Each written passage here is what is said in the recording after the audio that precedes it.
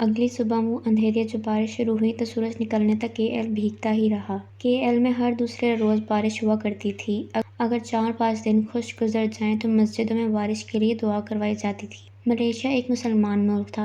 یہاں 60% لوگ ملے قوم بستی تھی جس کی رنگت گندمی اور نقوش پھینے سے تھے۔ یہ مسلمان تھے۔ 3% چائنیز تھے ادھر جو خوب گورے اور اصلی چینی نقوش کے حامل تھے۔ یہ بدھسٹ ہوتے تھے عموماً، باقی 10% تامل انڈین تھے۔ یوں مختلف ادیان اور ثقافتوں سے مزین یہ رنگا رنگ اور جادوئی سا ملک تھا۔ مسلم اکثریت کے باعث یہاں اسلام کا رنگ نمایاں نظر آتا تھا۔ مسلم عورتیں قابل اعتراض لباس میں نہیں پھرتی تھیں۔ اگر مغربی لباس زیب تن کرتیں تو بھی پورا کرتیں، ورنہ عموماً ملے طرز کا لباس پہنتی جو کھلی سی اسکرٹ اور گھٹنوں تک آتی قمیص پر مشتمل ہوتا تھا۔ خواتین کی ایک بڑی تعداد حجاب اوڑھتی تھی اور وہاں مڈل کلاس میں سر ڈھکنا پسند کیا جاتا تھا۔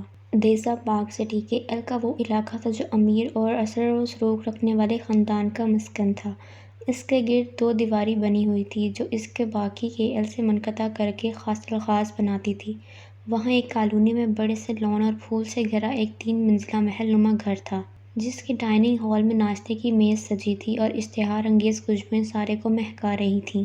میز پہ چھوٹے چھوٹے برتنوں میں رنگ برنگی اشیاء چنی گئی تھیں: کری پفنز، ناسی لیمہ، داگننگ ردننگ، تربوز کا جوس اور تہ تاریک چائے۔ مگر سربراہی کرسی پر بیٹھے فاتح رامزل نے ان پرتکلف اشیاء کو ہاتھ لگانے کے بجائے صرف سوپ کے پیالے پر اتفاق کیا تھا جسے پیتے ہوئے وہ ناک پہ اینک جمائے اخبار کھولے مطالعے میں منہمک تھا۔ سوپ میں ابلی مرغی کا ٹکڑا منہ میں آ جاتا تو وہ نظریں الفاظ پہ رکھے بند ہونٹوں سے خاموشی سے چباتا اور اگلا چمچ بھر لیتا۔ دائیں ہاتھ کرسی پہ اسرا بیٹھی تھی۔ بھورے سرخ بال ماتھے پہ کٹے ہوئے گر رہے تھے اور باقی پیچھے جوڑے میں بندھے تھے۔ کاجل لگی بڑی بڑی آنکھیں اٹھا کے وہ گائے بگائے فاتح کا چہرہ دیکھتی، پھر کری پف کترنے لگتی۔ پیچھے ایڈم مستعد سا کھڑا تھا، ڈریس شرٹ اور پینٹ پہنے۔ وہ کل کی نسبت زیادہ پر اعتماد اور آرام دہ لگ رہا تھا۔ اخبار اسی نے لا کر دیا تھا اور اب وہ منتظر تھا کہ ادھر فاتح نہانے کے لیے جائے، ادھر وہ اس کا فون چارج پہ لگائے۔ بس یہی کام تھے اس باڈی مین کے۔ السلام علیکم، ایک خوشگوار مسکراتی ہوئی آواز آئی تو دونوں میاں بیوی نے نظریں اٹھائیں۔ داخلی دروازے سے ایک اسمارٹ سا آدمی چلا آ رہا تھا، 35-40 کے درمیان ہوگا۔ کافی خوش شکل تھا اور اسرا میں ملتا تھا۔ آنکھیں تو ہو بہو اسرا والی تھی۔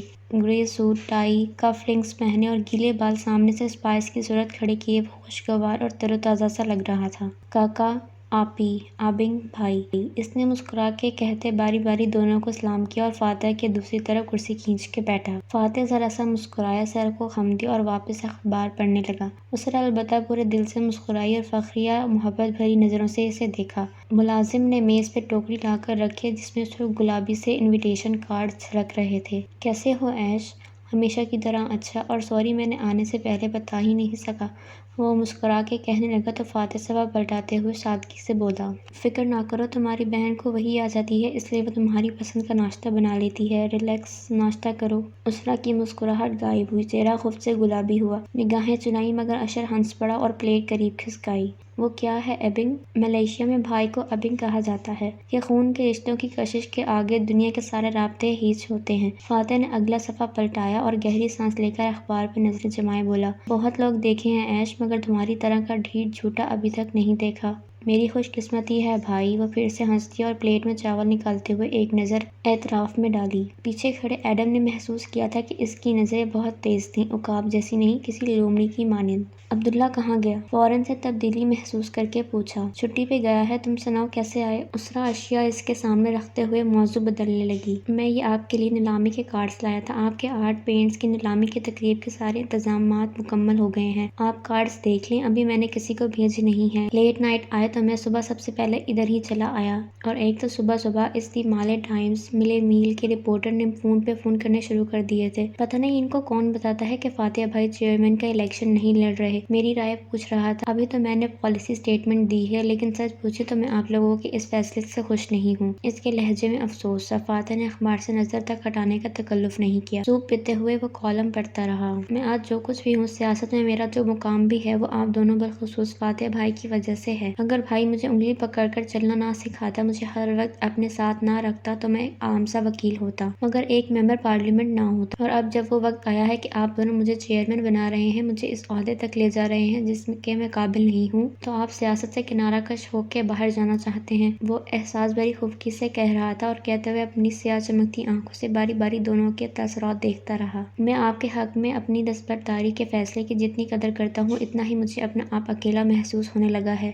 بھائی، اگر آپ لوگ چلے گئے تو مجھے کون گائیڈ کرے گا؟ کاکا اتنی ضد مت کریں، اس نے گویا بہن کی منت کی۔ میں پولیٹیکل وائف پوسٹ کر کر کے تھک چکی ہوں ایش، ہمارے پاس اس مہنگے شوق کو جاری رکھنے کے لیے کوئی فنڈز نہیں ہیں۔ آریانہ کے بعد تو میرا کسی چیز میں دل نہیں لگتا، میں بس واپس جانا چاہتی ہوں اور ظاہر ہے فاتح کو اپنی فیملی بہت عزیز ہے، بیوی بچوں سے الگ تو وہ نہیں رہ سکتا۔ اشر نے خستہ گری پف کا ٹکڑا منہ میں ڈالا اور اسے چباتے ہوئے پرسوچ نظروں سے فاتح کو دیکھا۔ آبنگ بھائی، آدمی کو آپ جیسا جمہوری بھی نہیں ہونا چاہیے، میرے حق میں دستبرداری کی میں بہت قدر کرتا ہوں مگر یوں ملک چھوڑ کے؟ تمہیں کس نے کہا ہے کہ میں دستبردار ہو رہا ہوں ایش؟ اس نے اینک اتارتے ہوئے اور اخبار چہرے کے سامنے سے ہٹاتے ہوئے ٹھنڈی نظروں سے ایش کو دیکھ کے کہا۔ تو لمحے بھر کو نوجوان سیاستدان کی رنگت اڑ گئی مگر وہ سنبھل کے مسکرایا۔ آپ کا جو بھی فیصلہ ہوگا میں اس میں آپ کے ساتھ ہوں گا آبنگ، جیسے آپ نے مجھے اکیلا نہیں چھوڑا میں بھی نہیں چھوڑوں گا۔ آپ میرے آئیڈیل ہیں، کبھی مت بھولیے گا۔ Thank you. وہ اخبار طے کر کے کرسی دھکیلتا اٹھا اور دروازے کی طرف بڑھ گیا۔ ایڈم نے جلدی سے اس کا سر اٹھایا اور فاتح کے پیچھے لپکا۔ ذہن میں مسلسل ماں کی باتیں گونجنے لگی تھیں، اسے ان باتوں کے تہہ دردِ معافی اب سمجھ آنے لگے تھے۔ ڈائننگ روم خالی ہوا تو اشر آگے جھکا اور فکرمندی سے بہن کو دیکھا۔ آپ نے کہا تھا بھائی مان گیا ہے ایش، اسرا نے اس کا ہاتھ دبایا اور اس کی آنکھوں میں دیکھتے ہوئے بولی۔ میں نے تم سے وعدہ کیا تھا کہ اگلی وزیر اعظم تم بنو گے تو تم ہی بنو گے۔ میں فاتح کو مزید سیاست میں خود کو تباہ کرتے نہیں دیکھ سکتی۔ اسی سیاسی کیمپنگ کے دوران آریانہ کو کھویا تھا ہم نے۔ فاتح کے پاس صرف خواب ہیں، پیسے نہیں۔ میں اسے مزید اپنا اور میرا پیسہ سیاست میں نہیں جھونکنے دوں گی۔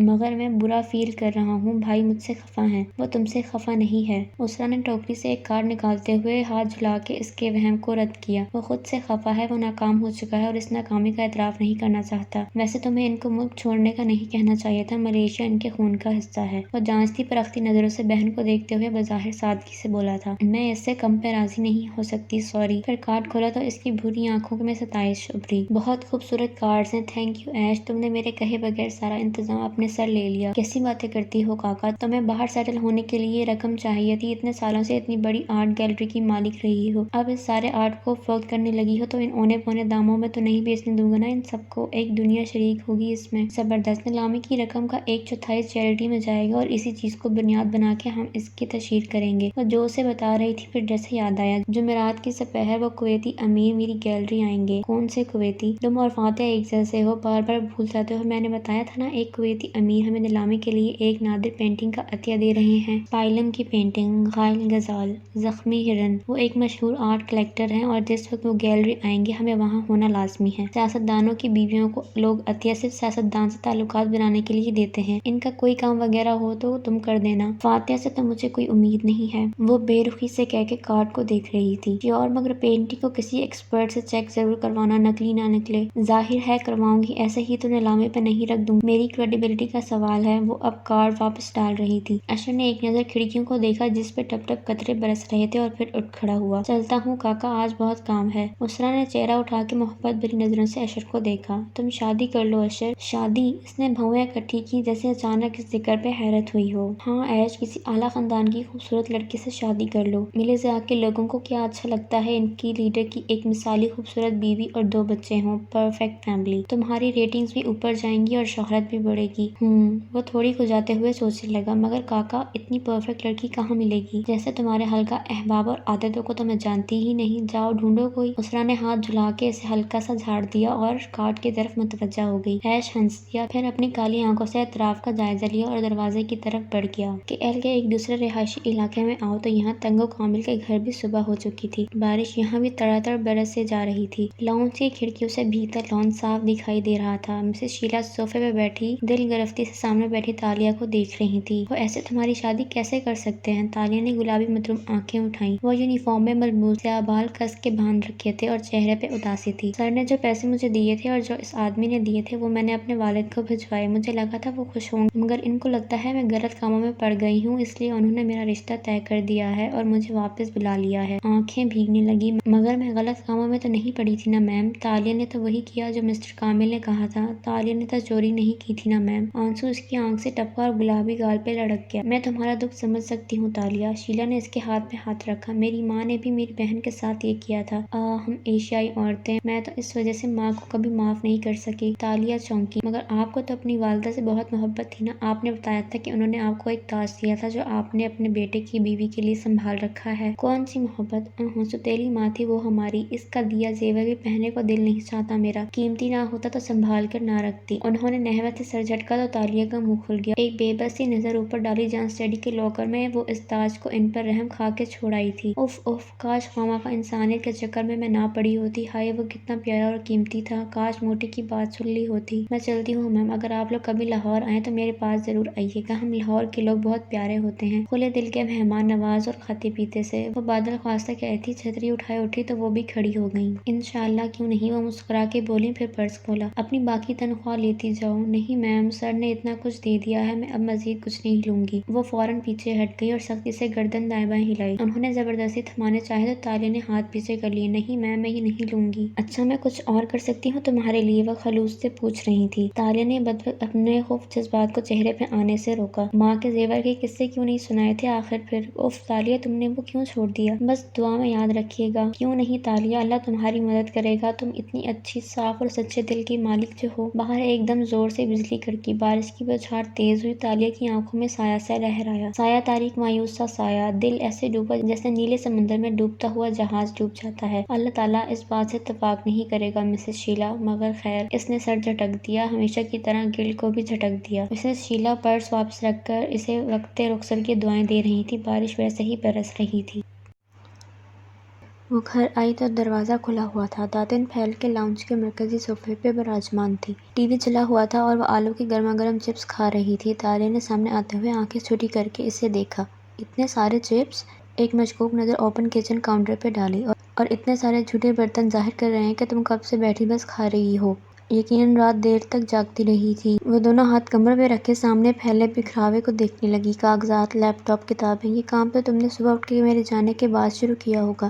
پھر رات بھر جاگ کے کمپیوٹر پہ کیا کرتی رہی تھی؟ مجھے سوچنے دو۔ تالیہ نے انگلی سے گال پہ دستک دی اور اوپر چھت کو دیکھتے ہوئے سوچا۔ جب داتن ساری رات کمپیوٹر پہ بیٹھے اور اتنا کھائے اور صبح اس کے چہرے پہ یہ پچھتاوا بھری خاموشی ہو تو اس کا ایک ہی مطلب ہوتا ہے کہ تم رات بھر گوگل پہ دبلے ہونے کے طریقے دیکھتی رہی تھی۔ داتن جو ناک پہ اینک جمائے اسکرین کو دیکھ رہی تھی، اس بات پہ نظریں اٹھا کے اسے گھورا۔ اور تمہیں یہ کیسے معلوم ہوا؟ تمہاری آنکھوں کی گرد لکیروں میں لکھا ہے بوڑھی عورت۔ تم جھوٹ بول رہی ہو۔ تم نے صبح میرے لیپ ٹاپ کی ہسٹری چیک کی ہوگی۔ ظاہر ہے میں نے ہسٹری چیک کی تھی۔ وہ کھلکھلا کے ہنس دی اور اس کے ساتھ صوفے پہ آ بیٹھی۔ پیروں کی کینچی بنا کے میز پہ رکھ لی۔ اتنا ہلکان نہ ہوا کرو داتن، تم اب پتلی نہیں ہو سکتی۔ پتلا ہونے کے لیے عمر کی شرط نہیں ہے۔ انسان کسی بھی عمر میں دبلا ہو سکتا ہے۔ انسان ہو سکتا ہے، برائلر مرغیاں نہیں۔ وہ کہہ کے زور سے ہنسی۔ ویسے دیکھا ہے تم نے کبھی کسی مرغی کو ڈائٹنگ کرتے، سوپ اور ابلی سبزیاں کھاتے؟ نہیں نا؟ داتن نے خفگی سے ناک سکیڑی اور اسے دردیدہ نظروں سے دیکھا۔ بہت خوش نظر آ رہی ہو، خیر ہے؟ ہاں، ناتنگو کامل کے گھر سے استعفیٰ دے آئی ہوں، بقایا تنخواہ بھی ان کو صدقہ کر آئی ہوں۔ جلد ان کو اس کی ضرورت پڑے گی۔ چھی چھی، افسوس سے سر ہلایا۔ اپنی انسانیت کا نتیجہ گول کر گئی۔ خیر، اب ہم فاتح رامزل پہ کام کرنا شروع کریں گے۔ میں فریش ہو کے آتی ہوں اور پلان بتاتی ہوں۔ کہہ کے اس نے پیر نیچے اتارے اور جھک کے جوتے کھولنے لگی۔ چونکہ تالیہ کے بال جوڑے میں بندھے ہوئے تھے، گردن کی پشت پہ گول سے چلنے کا نشان دکھائی دے رہا تھا۔ داتن اس کو دیکھی گئی، پھر موبائل نکالا اور ہاتھ اونچے کر کے اس نشان کی تصویر لی۔ کیا کر رہی ہو؟ میرے جیسی پتلی تم اگلی 10 زندگیوں میں بھی نہیں ہو سکتی۔ تالیہ جوتے اٹھاتے سیدھی ہوئی، اسے چڑھانے کو بولی اور سیڑھیوں کی طرف بڑھ گئی۔ داتن نے کچھ نہیں کہا، بس اسکرین کو زوم کر کے اس نشان کو غور سے دیکھنے لگی۔ اس کی سیاہ موٹی موٹی آنکھوں میں اچنبھا سا تھا۔ اس نے تصویر موبائل سے لیپ ٹاپ میں ڈالی، اس کا پرنٹ آؤٹ نکالا اور پھر اس کاغذ کو طے کر کے اپنے پرس میں رکھ لیا۔ وہ فریش ہو کر آئی تو داتن اس تصویر لینے کا ہر نشان مٹا چکی تھی۔ تالیہ نے گیلے سیاہ بال تولیے میں لپیٹ رکھے تھے اور پیروں میں سلیپرز پہن رکھے تھے۔ وہ سامنے والے صوفے پہ آلتی پالتی کر کے بیٹھی اور بولی، تو ہم کیا جانتے ہیں فاتح رامزل کے بارے میں؟ فاتح رامزل، جس کے نام کے ساتھ وان لگتا ہے، اور تم جانتی ہو تالیہ کہ وان ملائیشیا میں ان لوگوں کے ناموں کے ساتھ لگتا ہے جو اوپر سے شاہی خاندان میں سے تھے، مگر کسی ایک نے کسی عام آدمی سے شادی کر لی تو ان کی نسل میں ملاوٹ ہو گئی۔ KL کی سڑک میں وہ سیاہ لمبی کار دوڑ رہی تھی اور پچھلی سیٹ پر بیٹھا فاتح کھڑکی کے باہر دیکھ رہا تھا۔ آنکھوں پر سوچ انداز میں چھوٹی کر رکھی تھی اور مسلسل تھوڑی کو انگوٹھے سے رگڑ رہا تھا۔ فرنٹ سیٹ پر تابعداری سے بیٹھا ایڈم آگائے بگائے آئینے میں اپنے مالک کو دیکھ لیتا تھا، عارضی مالک کو۔ اس نے سوچ کی تسبیح کی، فاتح کم عمری میں اپنے والدین کے ساتھ امریکہ چلا گیا تھا۔ اس کو وہاں کی شہریت فاتح کم عمری میں اپنے والدین کے ساتھ امریکہ چلا گیا تھا۔ اس کو وہاں کی شہریت بھی مل گئی، مگر وہ کبھی ملک سے کٹا نہیں۔ چھٹیوں میں، تہواروں پہ وہ KL آتا جاتا تھا۔ لوگ کہتے ہیں وہ وہاں کالج میں کافی مقبول تھا۔ یوں کرو، کار موڑ لو۔ کھڑکی سے نظر ہٹائے بغیر فاتح نے ڈرائیور کو مخاطب کیا تو وہ چونکا۔ سر، ہم پارلیمنٹ نہیں جا رہے؟ اس کے وقت کا ایک ایک منٹ ڈائری میں لکھا ہوتا تھا۔ ایسے میں یہ تبدیلی، شمس کے گھر کی طرف چلو۔ مگر سر، کیا آج آپ سیشن اٹینڈ نہیں کریں گے؟ ڈرائیور نے فکرمندی سے پوچھا۔ راستے سے پھول بھی لیتے چلو، شمس بیمار ہے کچھ عرصے سے۔ اوکے سر، میں پولیٹیکل سیکرٹری کو انفارم کر دوں کہ آپ سیشن اٹینڈ نہیں کریں گے۔ ایڈم نے جلدی سے فون نکالا۔ سیکرٹری دوسری کار میں آ رہا تھا۔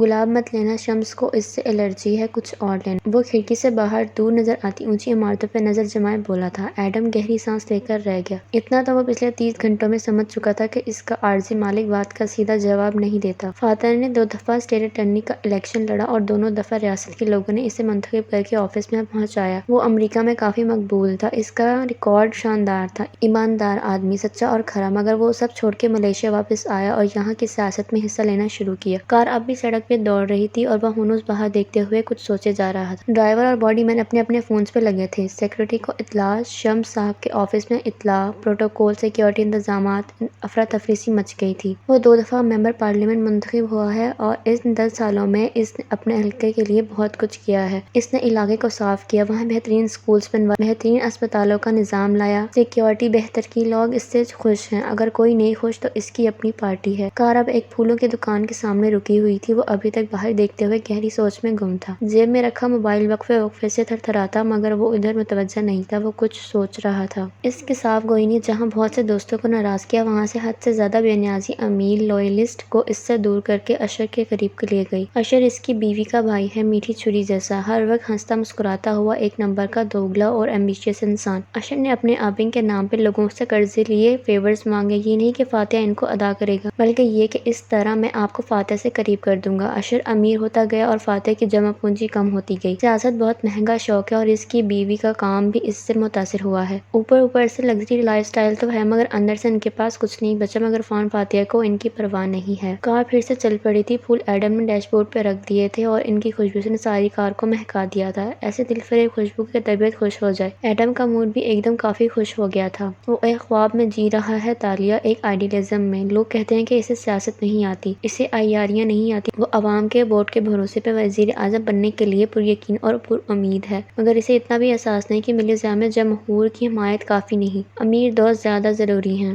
گاڑیوں کا قافلہ ایک بنگلے کے باہر پہنچا تو خود کار گیٹ کھول کے دیوار میں گھستا گیا اور کار طویل ڈرائیو وے پہ آگے بڑھتی گئی۔ فاتح ایک سادہ آدمی ہے، مغرور بھی ہے، مگر ایک پہ اعتماد کر لیتا ہے، سب کو اپنے جیسا سچا سمجھتا ہے۔ اس کے دوست اشر کے ساتھ ملتے جا رہے ہیں، دباؤ بڑھ رہا ہے۔ اب دیکھنا یہ ہے کہ فاتح رامزل اپنے خواب سے دستبردار ہوتا ہے یا نہیں۔ ایڈم جھٹ کار سے نکلا اور فاتح کا دروازہ کھولنے کے لیے ہاتھ بڑھایا، مگر وہ فاتح نے دروازہ خود ہی کھولا اور کوٹ کا بٹن بند کرتے باہر نکلا۔